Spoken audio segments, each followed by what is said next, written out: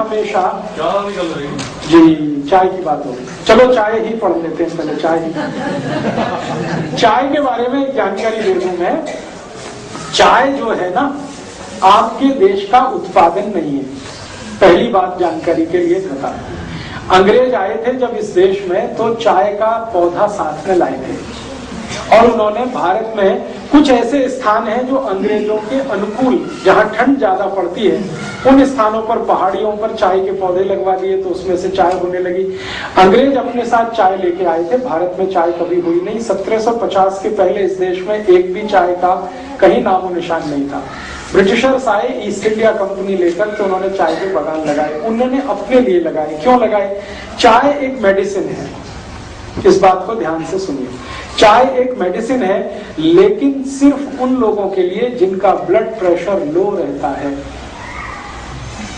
सिर्फ उन लोगों के लिए जिनका ब्लड प्रेशर लो रहता है चाय मेडिसिन है। और जिनका ब्लड प्रेशर नॉर्मल और हाई रहता है, चाय उनके लिए जहर है। बता रहा हूं ना, आगे बढ़ते हैं।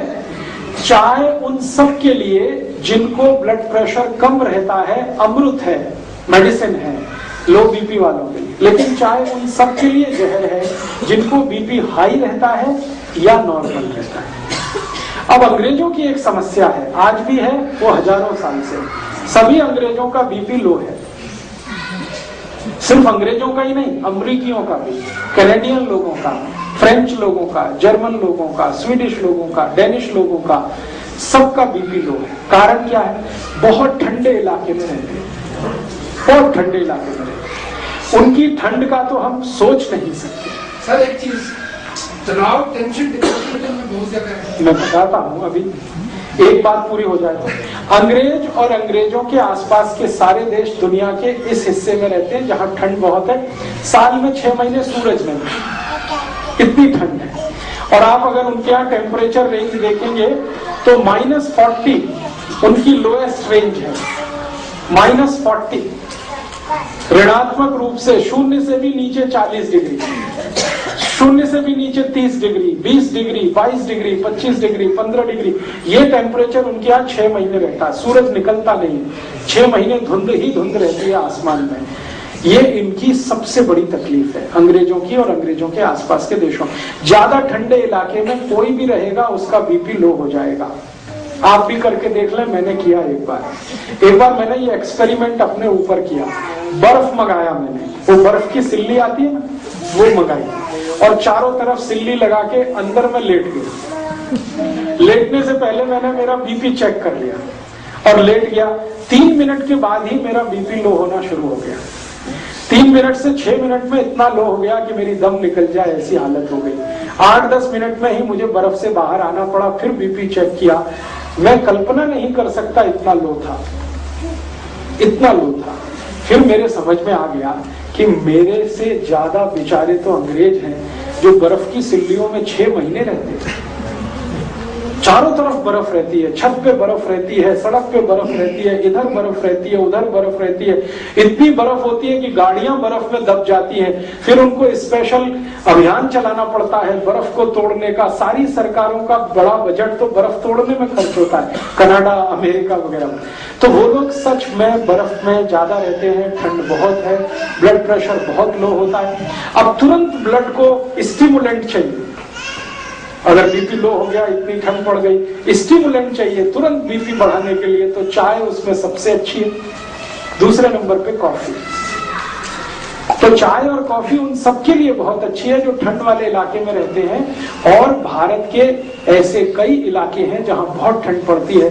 अगर मैं जम्मू कश्मीर में जाकर ये व्याख्यान दूंगा तो लोगों से कहूंगा चाय पियो, कॉफी भी पियो, क्योंकि उनके लिए वो मेडिसिन है।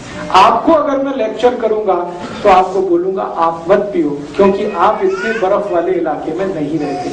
आपके यहाँ थोड़ी ठंडी है, वो भी साल में 10-15 दिन की है। वो 10-15 दिन तब होते हैं जब कोहरा बहुत पड़ता है, हाथ पैर आपके गलने लगते हैं, टेम्परेचर -0 या 0 के नीचे आ जाता, तब आपके यहाँ शायद 2-4 दिन 5 दिन ऐसे आते हैं कि आप चाय P low, coffee P low, क्योंकि उस समय बीपी बहुत लो है। लेकिन पूरे साल चाय पीना और every time is T time, ये सबसे खतरनाक है। सुबह उठते ही चाय पीना, कई लोग तो कहते हैं चाय नहीं पिएंगे तब तो पॉटी भी नहीं कर सकते, ये तो बहुत खतरनाक है, ये तो बहुत खराब है। इसलिए उठते ही चाय पीने का अगर आपकी आदत है तो इसको बदलिए, नहीं तो क्या होगा मैं आपको बताता हूँ। अगर लो बीपी आपको नहीं है और ब्लड प्रेशर नॉर्मल है, चाय पीना आप जारी रखते हैं, धीरे धीरे हाई होना शुरू होगा और वो हाई होते होते फिर आपको गोलियों तक लेके जाएगा। फिर डॉक्टर कहेगा बीपी लो करने के लिए गोलियां खाओ, और जिंदगी भर चाय भी पियो, जिंदगी भर गोलियां भी खाओ। तो डॉक्टर ये नहीं कहेगा कि चाय छोड़ दो, वो कहेगा गोलियां खाओ, क्योंकि गोलियां बिकेंगी तो उसको भी कमीशन मिलने वाला है। तो आप या तो डिसाइड कर लो कि जिंदगी भर ब्लड प्रेशर की गोलियां खा के जिंदा रहना है तो चाय पीते रहिए, और अगर जो नहीं खानी है तो चाय पहले छोड़िए। दूसरी एक जानकारी और दूं कि आपका पेट बहुत अम्लीय होता है, आप जानते हैं, क्योंकि हम गर्म देश में रहने वाले लोगों का जो पेट है वो नॉर्मल एसिडिटी से थोड़ा ऊपर रहता है, ठंड वाले लोगों का नॉर्मल एसिडिटी से भी बहुत नीचे रहता है। माने उनका जो ब्लड है उसकी एसिडिटी अगर हम नापें यूरोप और अमेरिका के लोगों की और हमारे ब्लड की एसिडिटी नापें, दोनों में अंतर है।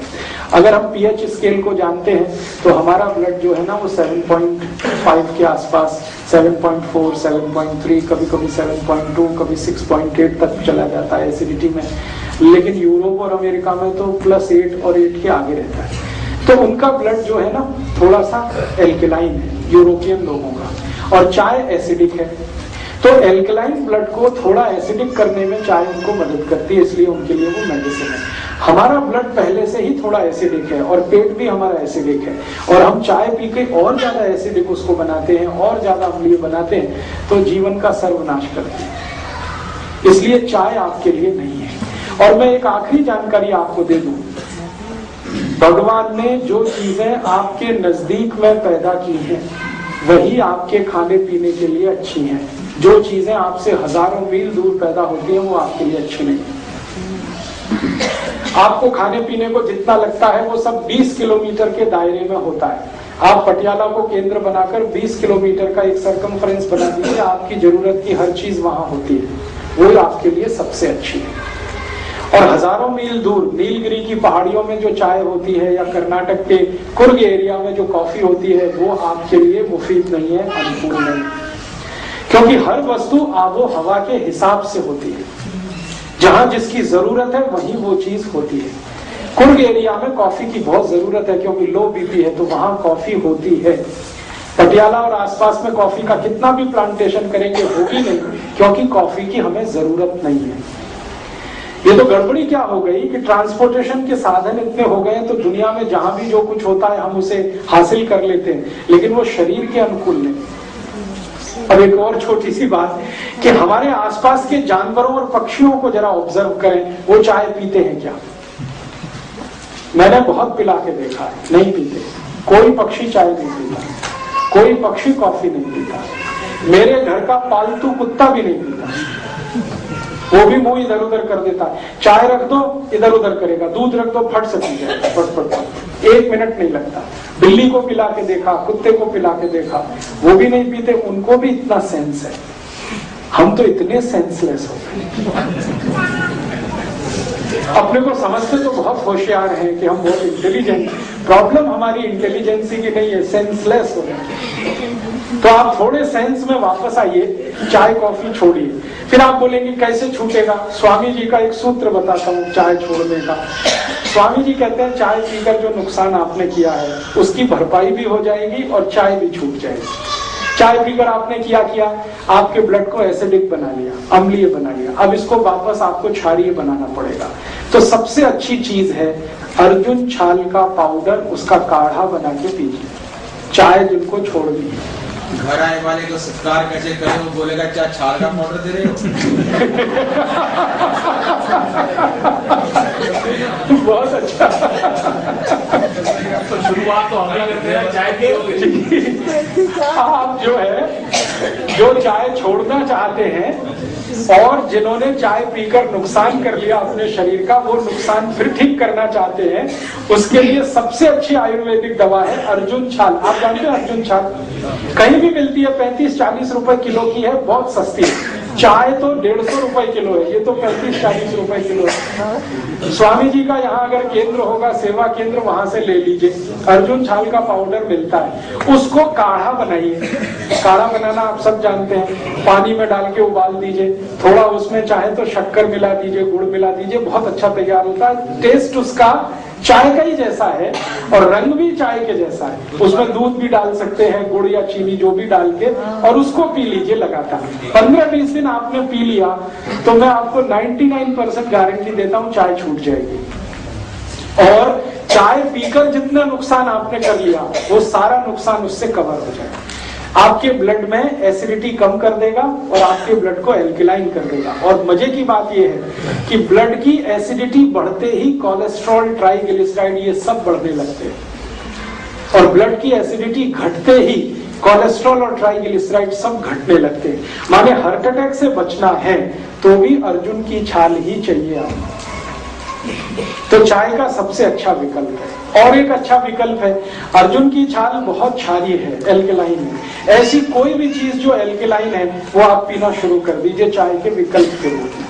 जैसे जीरा है ना, जीरा बहुत एल्कलाइन है, जीरे का काढ़ा बनाइए। जीरे का काढ़ा कैसे बनता है? जीरा पानी में डालिए, उबालिए, थोड़ा गुड़ मिला दीजिए और थोड़ा उसमें पुदीने का पत्ते का चटनी वटनी मिला दीजिए, ये बहुत एल्कलाइन हो जाता है। फिर इसको पी लीजिए चाय की तरह से। ऐसे ही आपके घर में अजवाइन है, अजवाइन बहुत एल्कलाइन है, बहुत क्षारीय है। एल्कलाइन का काढ़ा बना लीजिए, अजवाइन का काढ़ा बना लीजिए, गुड़ मिला के, और जीरा भी डाल सकते हैं उसमें। धनिया पत्ता, पुदीना पत्ता दोनों एल्कलाइन है, उनकी चटनी डाल दीजिए, बहुत अच्छा तैयार होगा।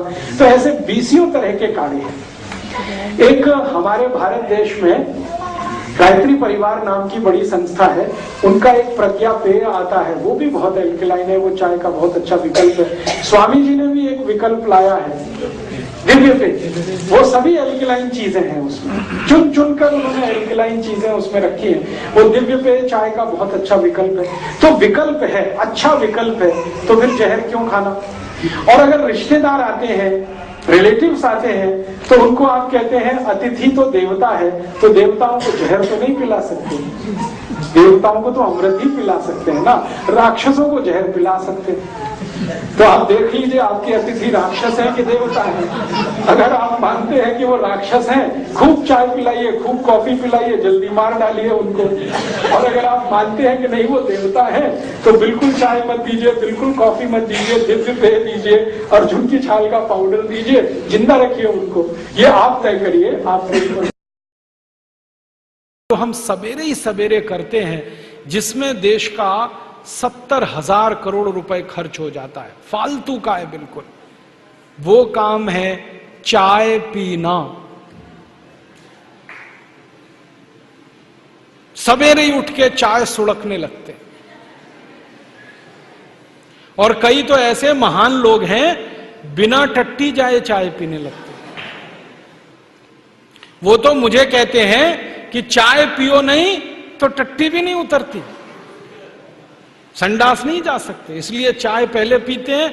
उनको बेड टी चाहिए, बिस्तर पे चाय चाहिए। और इसमें खर्चा कितना होता है? 1 किलो चाय 150 रुपए की है। हर साल भारत के लोग 70 करोड़ किलोग्राम चाय पी जाते। सोचो कितना पैसा खर्च करते फालतू में। और ये फालतू इसलिए भी है कि चाय पी पी के अपना शरीर खराब होता है। ज्यादा चाय पियोगे नशा हो जाएगा।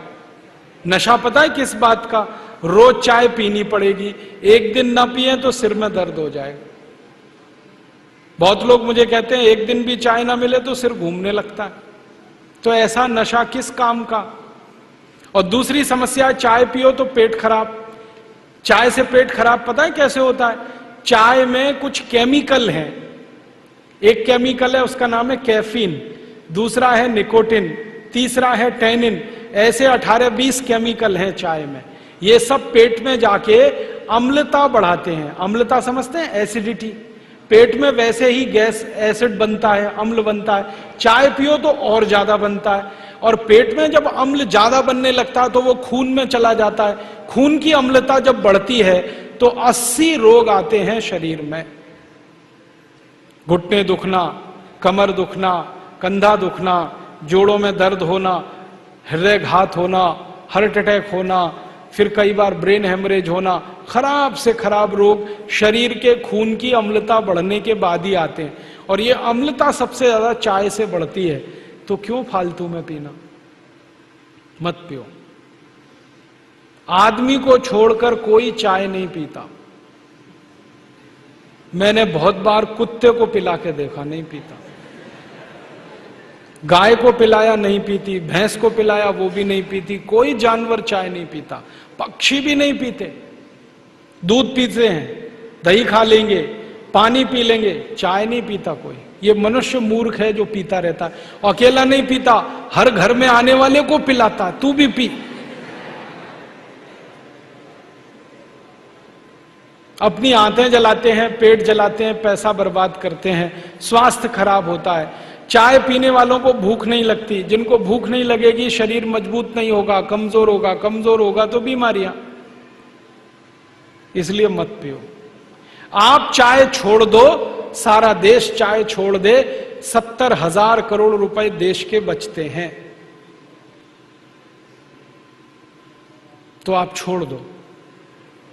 कोई भी भारत के महापुरुष ने चाय नहीं पी कभी भी।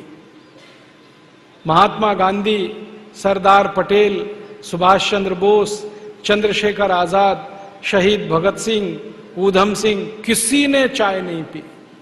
आप क्यों पी रहे हो? बंद करो। तो आप बोलोगे फिर क्या पिए चाय की जगह? मैं आपको बताता हूं, दूध पियो। आप बोलेंगे जी दूध पीने से क्या लाभ है? 2 लाभ हैं। चाय बिकना अगर कम हो जाए, दूध बिकना बढ़ जाए, तो दूध बिकेगा तो जानवर ज्यादा पालने पड़ेंगे, तो मुनाफा सब किसानों को मिलने लगेगा। और चाय का मुनाफा मिलता है ज्यादा से ज्यादा विदेशी कंपनियों को। हमारे देश में जो चाय बिक रही है ना, वो सबसे ज्यादा बेचने वाली कंपनी है ब्रुक बॉन्ड, एक है लिप्टन, एक है टी सिटी, एक है आईटीसी। ये सब विदेशी कंपनियां हैं। तो ज्यादा चाय बिकती है तो मुनाफा विदेशियों को मिलता है, ज्यादा दूध बिकेगा, मुनाफा किसानों को मिलेगा। तो क्या अच्छा है? दूध बिके तो दूध पियो, चाय बंद करो। ठीक है? अब कुछ लोग कहते हैं चाय की तलब लगे तो क्या करें? उसका रास्ता मैं बताता हूं आपको, बहुत अच्छा रास्ता। पानी ले लो, खूब गर्म करो उसको, पानी को, उसमें तुलसी की पत्ती डाल दो, अदरक डाल दो, काली मिर्च डाल दो, दालचीनी डाल दो, थोड़ा गुड़ डाल दो, खूब उबाल लो और चाय की तरह से पी लो, काढ़ा बना के पी लो। आप बोलेंगे इतना सब कौन करेगा? तो खाली पानी को खूब गर्म करो, नींबू निचोड़ दो, गुड़ डाल दो, चाय की तरह से पी लो। और ये भी नहीं कर सकते तो खूब पानी को गर्म करो और चाय की तरह से पी लो। बहुत फायदा है। पता है क्या फायदा है? खूब गर्म पानी जब हम पीते हैं तो शरीर के अंदर चाय का जितना जहर जमा है वो सब पेशाब के रास्ते निकल जाएगा, शरीर शुद्ध हो जाएगा। चाय छोड़ दो, ठीक है? बच्चे लोग तो छोड़ देंगे पक्का, और अपने मम्मी पापा की भी छुड़ा दो। आप बोलोगे तो माता पिता भी मानेंगे। और उनको बोलो दूध पियो। एक दिन मैंने हिसाब निकाला।